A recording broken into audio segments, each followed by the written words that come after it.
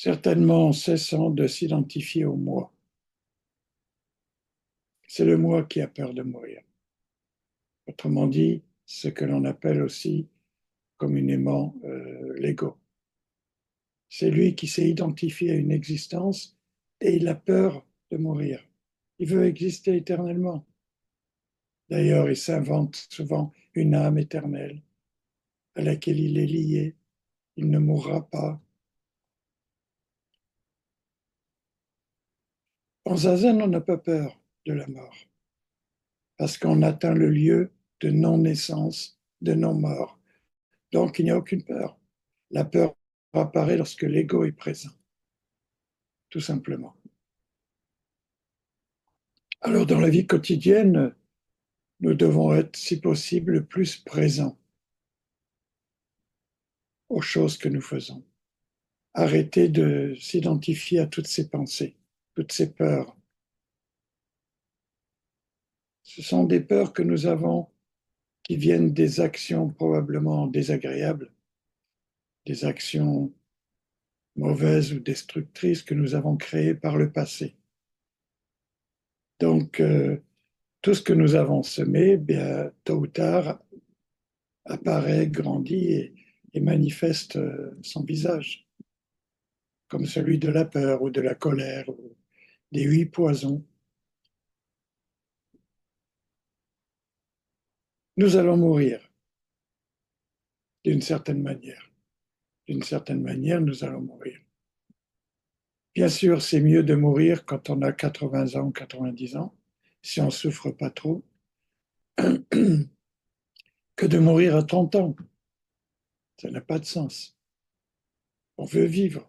On veut vivre une expérience d'une vie la plus longue possible. Mais la mort est imprévisible. Nous ne la contrôlons pas. Elle peut arriver n'importe quand. N'importe quand. C'est le mystère. Personne ne peut contrôler la mort. Donc, on doit vivre avec. Mais nous devons avant tout savoir que nous mourrons et nous naissons à chaque instant de notre vie. La peur vient de la pensée peureuse. Mais elle ne dure pas. Les pensées changent sans arrêt. Donc il y a naissance et destruction de la pensée. C'est un enchaînement continuel, comme une rivière qui coule. Donc c'est possible, c'est bien de diriger nos pensées vers les actions que nous faisons, diriger les pensées vers la bonne sphère, une sphère plutôt plus agréable que désagréable, c'est mieux, plutôt que de diriger les pensées vers la peur. Vais-je réussir demain à aller quelque part? J'ai peur de perdre quelqu'un, quelque chose. J'ai peur de ne pas réussir. J'ai peur de ne pas avoir d'amis. J'ai peur de ne pas avoir d'argent. On se crée beaucoup de peurs. La pensée adore créer comme ça des peurs.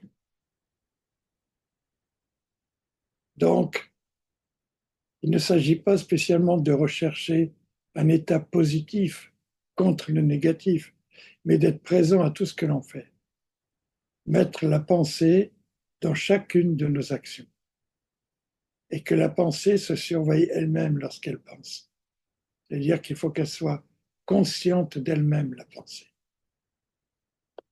Donc, si elle part dans une direction de la peur, immédiatement la stopper, ne pas l'entretenir. En zazen, ce problème n'existe pas. On n'a pas besoin de contrôler, on n'a pas besoin de surveiller. On rentre directement dans la nature originelle et tout ça disparaît, s'envole. Mais dans la vie quotidienne, il faut qu'on soit conscient des pensées, des émotions, des actions, des paroles. Très important.